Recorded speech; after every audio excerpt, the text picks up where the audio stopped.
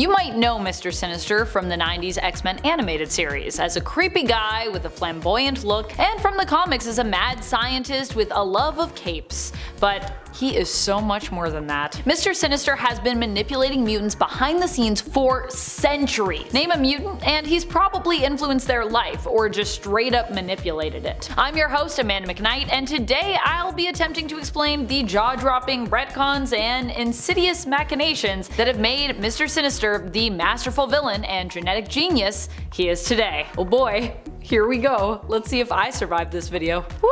Who is Mister Sinister? Mister Sinister was originally known as Nathaniel Essex. He is one of the greatest mutant geneticists the world over. Over the years, he has perfected the cloning process, created chimeras, sparked new life, altered his own DNA to make himself mutant, manipulated others' powers, increasing, decreasing, or better focusing them, and has augmented victims with his own DNA, altering them forever by kind of bonding them to himself.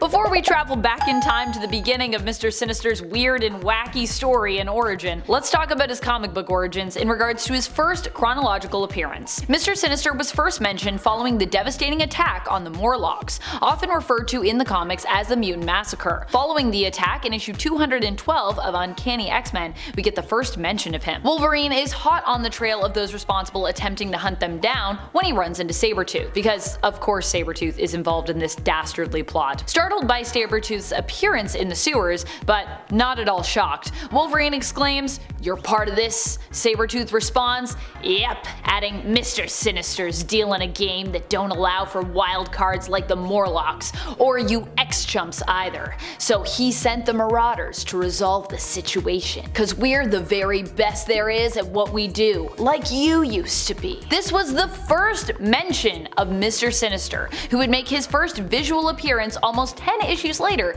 in issue 221 of the series. Sporting pointed teeth and a scowl that to gaze upon would likely leave you paralyzed with fear, Mister Sinister's ghostly white nightmarish face appears on the very first page of this issue. He lets out a growl expressing his disappointment in how the team have failed to eliminate one of his creations, Madeline Pryor, who he wanted destroyed and disposed of to cover up his own connection to her. "You failed me, Marauders, and failure is something Mister Sinister does not tolerate." I'm here for it. I'm here for the creepy stuff. Mister Sinister is one of my favorites. Mister Sinister's connection to both the Morlocks and Madeline Pryor run even deeper than you can imagine though, and extend all the way back to Victorian England, and the character's origins as he transformed from Nathaniel Essex, esteemed scientist, to something much more, well, sinister. As a child, Nathaniel Essex loved watching the busy flow of traffic. He enjoyed studying the patterns of people's movement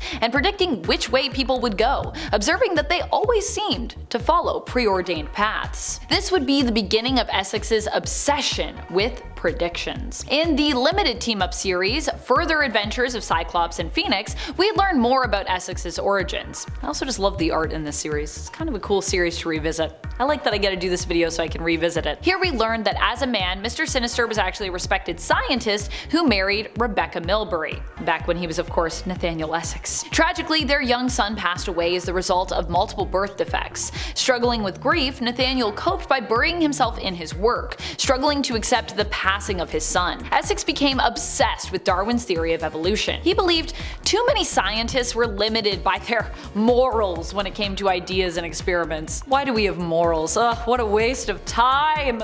I don't have time for these morals. Essex predicted the existence of mutants, believing they would emerge as a result of natural evolution. He predicted that humanity would evolve rapidly thanks to what he referred to as Essex factors. You know you're a scientist when you're naming things after yourself. As a result of this far-out theory and questionable experiments, he was disgraced and kicked out of the Royal Society, though really due to his questionable experiments, which were pretty Frankensteinish, to be honest. Around this time, Essex would ally with his first ever team of Marauders.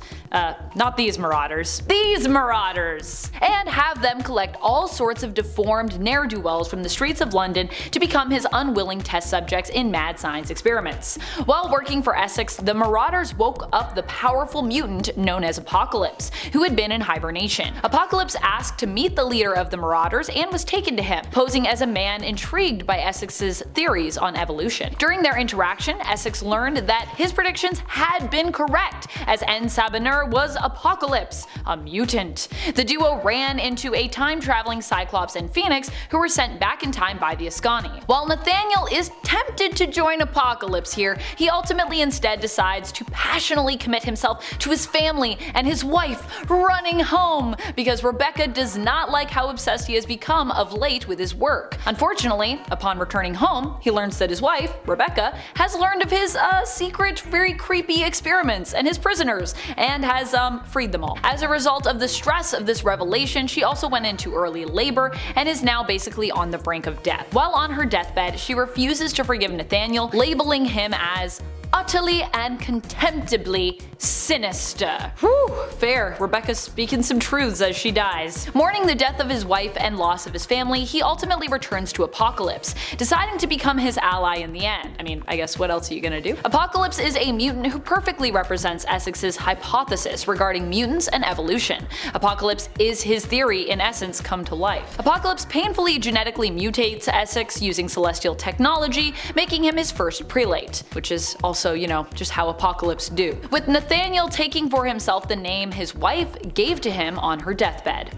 Sinister. Sinister allowed Apocalypse to remove his humanity from him, leaving him with no moral code to speak of going forward. However, in his fight against Cyclops and Phoenix, he found himself pretty fascinated by them. Believing Apocalypse, his new master, to be cruel, without purpose, and therefore insane, Sinister decided to reject him, betraying him by unleashing a deadly plague that Apocalypse had him make, but only releasing it on his master, thereby forcing Apocalypse to return to hibernation. Sinister would go on to say that cruelty without purpose was ignorance, and that ignorance was the greatest enemy of science. But if you're cruel and you have a purpose, then you're just apparently a great scientist to Mister Sinister. Phoenix and Cyclops returned to the future, and while their mission to seemingly stop Apocalypse was successful, it would turn out that the true plan Clan Ascani had for them was to inspire Sinister to set into motion plans that would one day lead to the birth of Nathan Summers, aka Nathan Dayspring, aka Cable. So yeah, that's how closely tied Mister Sinister is to the Summers family. His obsession surrounding the Summers and the Greys in the future would actually come from his interaction with their future selves who had journeyed into the past. Wild, right? I hope you're following me with this timey-wimey stuff. In the 1999 Gambit comic series, we learned Sinister had moved from England to America. Sinister's appearance in Gambit series also makes sense given their history, where Sinister was shown to be a regretful ally, later enemy, who Gambit becomes indebted to. Although that wouldn't happen until the future. The future past?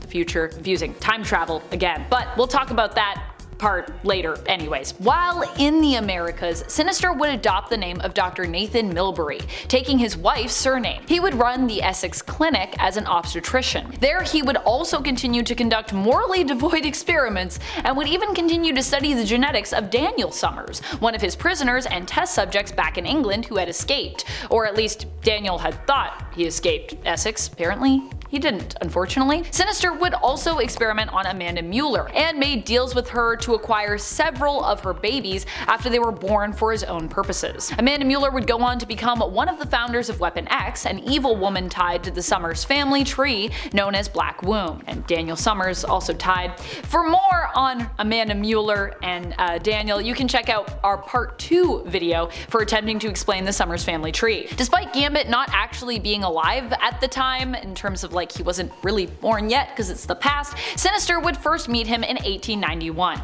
This was possible because Gambit and a shapeshifting mutant named Courier had traveled back in time. Upon meeting Sinister, the two made their first deal. Sinister agreed to free Thieves Guild members and give Gambit information in exchange for a sample of Courier's genome. Sinister would blend Courier's genes and abilities with his own and end up teaming up temporarily with Gambit. However, the Thieves Guild members involved would have their memories wiped and therefore would not remember these events. So, in case you're wondering why they don't remember, that's why. At this point, Sinister was not yet Mister Sinister, to be clear, but was known simply as just Sinister. The name change might not seem like a big difference, but in regards to the character and his identity, it actually is. Mr. Sinister had a completely different personality in comparison, being more feral in nature. This personality actually developed after Sinister returned to his old home, the Milbury House, in 1895 to conduct more experiments. It was then that he learned he was dying and developed the Mister Sinister persona. He had a kind of Dr. Jekyll, Mr. Hyde thing going on in regards to this split, struggling with episodes as he continued to deteriorate. Essex would run into Mystique and Destiny, who found him as part of their own investigation. They had him taken to Bedlam, where he died overnight. However, this wouldn't be the end for Sinister, as we learn in Immortal X-Men issue number 8. Mystique and Destiny would learn that prior to his death, Sinister had cloned himself 4 times, with the goal of surviving in clone forms to the 20th century and beyond. Each one of his clones was marked by a symbol belonging to a different card deck suit. The Diamond clone is still known as Mister Sinister and is a mutant. The clone of Clubs we know as Dr. Stasis, who appears to be human. The other remain unknown at the time of this recording, though I imagine the Sins of Sinister event will shed some more light on their stories, and we might actually know more if there's something that I missed or didn't read, which, if that's true, let me know in the comments because I'd love to read it. Nathaniel Essex may have been dead, but his clones would live on, each posing as him and living their own unique life. This would be the end of Nathaniel Essex's story, but the beginning of Mister Sinister's. But alas, we are out of time. If you want to hear more of the much retconned and extremely serpentine life and times of Mister Sinister, share, like, comment, and subscribe, and hopefully we can get that to you because I'd really love to tell you more of this story. It's so good! And until next time, you stay nerdy, YouTube. Bye!